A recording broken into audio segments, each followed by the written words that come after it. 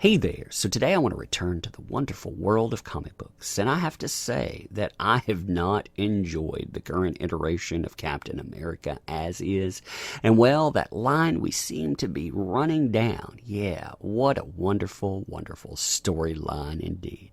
I mean, really, we were told that we would have this current iteration of Captain America pretty much personify who and what Captain America is, not dip out and try to basically summon Captain America number 176, where Captain America says, screw it, I'm done with this, I gotta be done right now, I've got to leave this identity. Finding that way forward, wow. It seems like Marvel, they have definitely forgotten themselves. It's interesting too. I mean, when you look at all of these moves, trying to be cute, trying to be a little smarmy with characters, how exactly has that gone? I mean, when you look at almost the current iteration, that current year, Marvel Monazi form that Hell Hydra took on, how did that work out for Marvel again? All right, I remember that. It didn't have the wheels fall off, because that would assume that the wheels were firmly placed on it to begin with.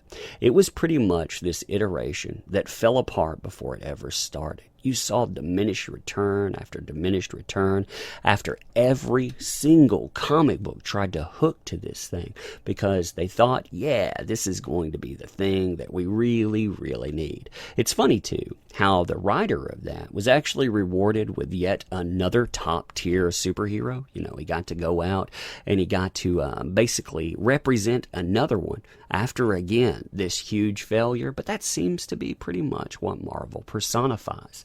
Then, when you had the replacement of that, you had Ta-Nahisi Coates come in. And Ta-Nahisi Coates is quite the character. In fact, I would encourage you to go and to look up where this comes from. There's a whole video on it that I did talking about this clip here, and this comes from a book that he wrote. He's talking about 9/11 first responders. Now, within that, he talks about being on top of a building, watching the plumes of smoke rise, and thinking that New York, it has quite the sordid history in that area. In fact, he talks about, the slave markets that had been there. He talks about, of course, police violence as well.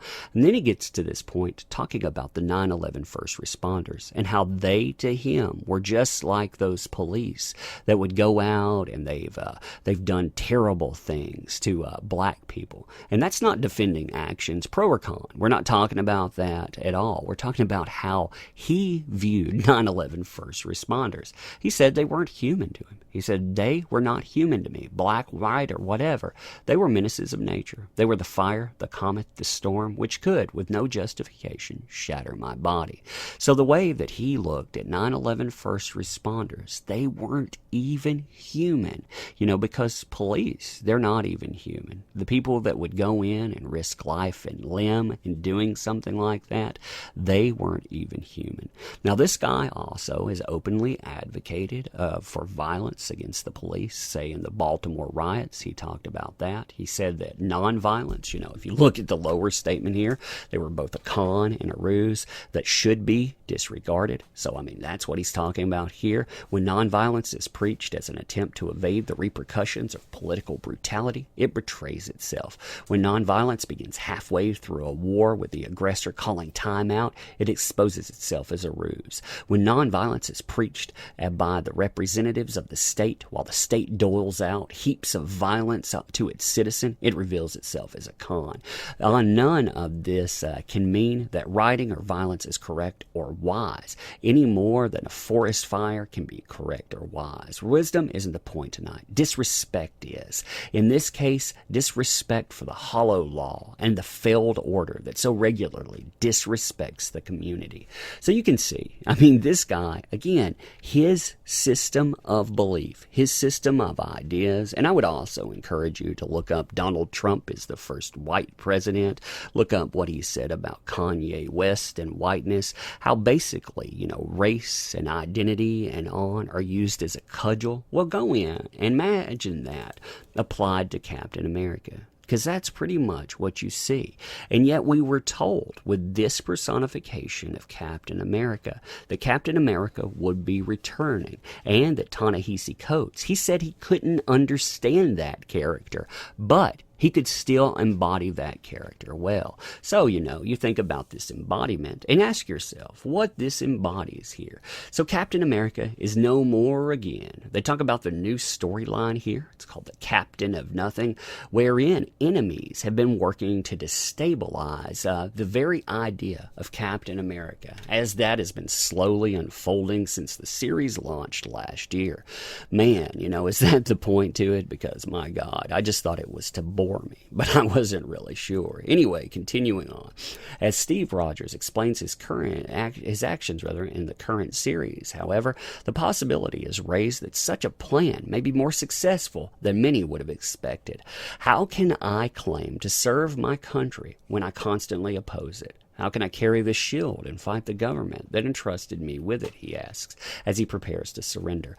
Freedom, democracy, the right to choose. This is the world they've chosen. This is the world they wanted. In subsequent narration, Rogers notes that charlatans have claimed that dream. This is far from the first time that he's done that, as I said before. He has resigned that in the 70s and 80s and has been replaced due to outside circumstances on other occasions. This is, however, something of interest in noting that Coates' current storyline most closely resembles the first time Rogers abandoned his post, 1974's 176. In that issue, Rogers, reeling from the discovery in the previous issue that Presidents of the United States was the head of the villainous secret empire, says, in the land of the free, each of us is able to do what he wants to do, think what he wants to think, that as it should be. But it makes for many different versions of what America is. So when people the world over look at me, what America, or which America, am I supposed to symbolize? That was in response to Watergate. So now this, well, what do you think it's trying to echo here? In the era of Donald Trump, that's unlikely to be a coincidence, especially given the many comparisons between the two presidents. Very interesting, too, and as they say, a very surprisingly bold move from a company whose CEO, Ike Perlmutter, is a well-known Trump supporter and ally. The ongoing storyline follows the Secret Empire storyline, in which Captain America history is rewritten, leaving him an agent of the Nazi-adjacent organization Hydra.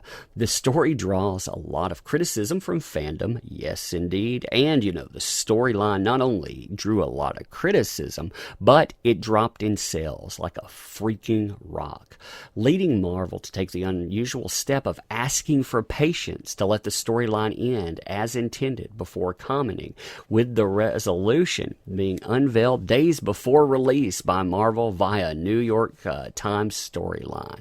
So you look at that and you think about what they're doing. They're channeling ma-fifis, ma-politics, ma-identity when they're trying to get things back online, supposedly. They tell you, as a consumer, to be patient. You're going to get that iteration that you know, but when you think about what that iteration is, it's just chock full of more of the same. It is quite literally attached to the same storyline where, again, the wheels didn't fall off. The wheels were never truly attached. And they're coming out and they're invoking more of the political same old.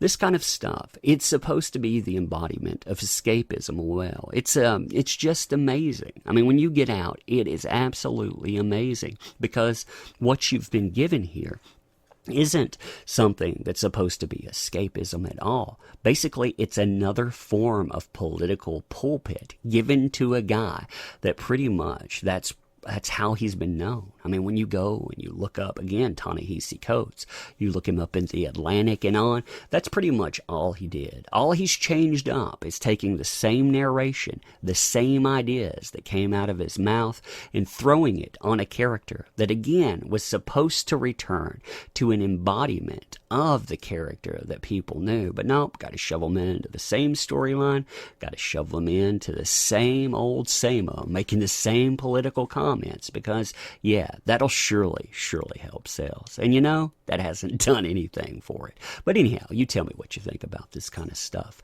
Also, if you like this kind of content, please consider supporting the channel. Subscribe. That's a good one right there. Subscribe, hit that button. Hit that like if you like that. You know, smack that bell around, whatever you enjoy afterwards. You know, seriously, leave comments though. I try to go through those. I try to see what people are saying. I'm really tired of this kind of stuff here, because this kind of stuff, you know, you can go out and you can find examples of when it happened, but look at what was around it and look at who has been brought in to do it. It's like this is the plan all along. You know, the people that consume comic books, they're lied to. They're told, hey, your patience here, your patience. I understand that you're tired of this stuff, but you get another ride at it. It's just annoying. But leave your comments, and as always, I appreciate you popping in here. So I want to end on thank you. I definitely appreciate it.